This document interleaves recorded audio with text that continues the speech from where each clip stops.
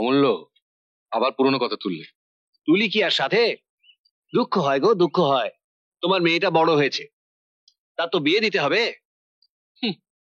মেয়েটা আমার, আর চিন্তা বুঝি তোমাদের। সখী আমার লক্ষ্মী মেয়ে, গত বছর ওর নামে 5 বিঘে জমি রেখেছি। এই জন্য তো কই সখীরে বিয়ে দিয়ে বাইরে পাঠাবো না, বাড়িতে রাখুন। তুই তোর কাজ কর না। অমূল্য, দুঃখ শুধু একটাই, সুজনকে হাটে বাজারে দেখি আমার সঙ্গে সে একটা কথা বলে না। ওর বাপ মা ছেলেবেলা থেকে আমাদের বিরুদ্ধে ওকে নানা কথা বলে আসছে। বলে বলুক, আরে ও তো ছেলে ছেলে করেন কে? আমি তো আছি, আমার আপনার বাড়ি একটা খুঁটি মনে করেন। এইটা গরু তো সব ডাল খেয়ে ফেলো। বেঁধে রাখ, বেঁধে রাখ। এই সব ডাল খেয়ে ফেলে দেখছি। এই দাঁড়া, আইতাছি আইতাছি।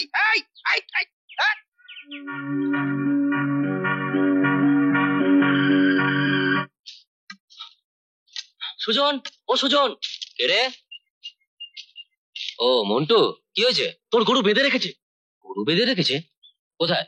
সুরেন কাকার দোকানে। কাকার দোকানে? কাকা? কিসের কাকা? ওরা 14 গোষ্ঠী তোর বাবার কাঁধে ভর করে খেয়েছে। যখনই তোর বাবার বিপদ দেখেছে, অভাব দেখেছে, তখনই সম্পত্তি ভাগ করে চলে গেছে। এই 18টা বছরে একবারও খোঁজ নেয়নি আমরা বেঁচে আছি না মরে গেছি। ও কাকা নয়, শত্রু। ওই শত্রুই তোর গরু বেঁধে রেখেছে। চল তো মন্টু, দেখি কিভাবে আমার গরু বেঁধে রাখে। চল।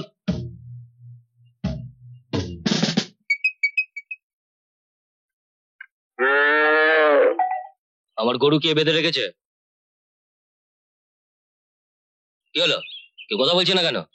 আমরা বেঁধে রাখছি। কেন? আমার দোকানে ডাল খেয়েছে। ডাল খেয়েছে? তোমরা তো 14 গোষ্ঠী মিলে আমার বাবারটা খেয়েছো, তা বলে কি আমি তোমাদের বেঁধে রাখবো?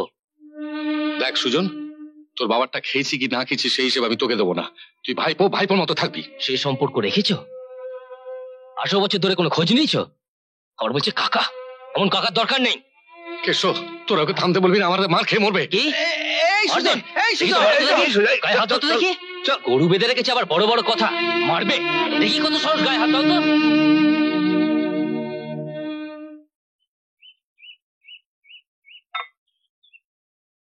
আজ কাকাকে ভালো করে শুনিয়েছি। কাকে? সুরেনকে? হ্যাঁ। আচ্ছা কাকা বলিস কেন বলতো? কাকা বলিস কেন? ও তো আমাদের শত্রু। সেই কথাই তো মুখের উপর ভালো করে শুনিয়ে এসছি।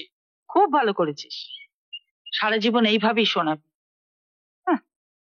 ভগবানের মার যাবে কোথায় জানিস?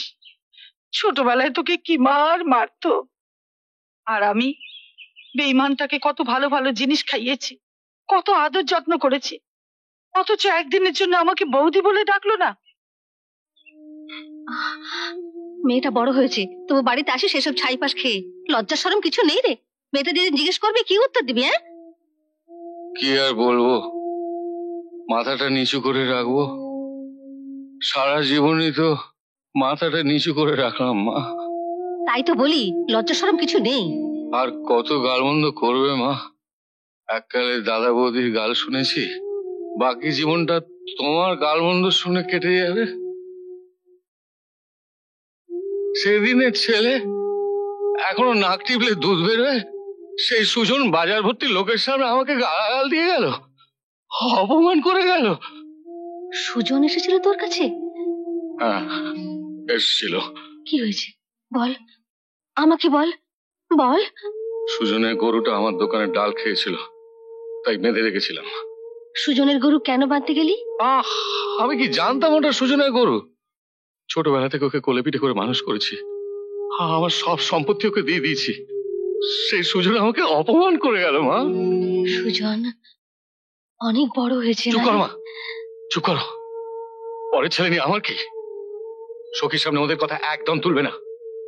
যারা আমাদের তাড়িয়ে দিয়েছে তাদের কথা যেন আমার সখী কোনোদিন না শোনে, কোনোদিন না।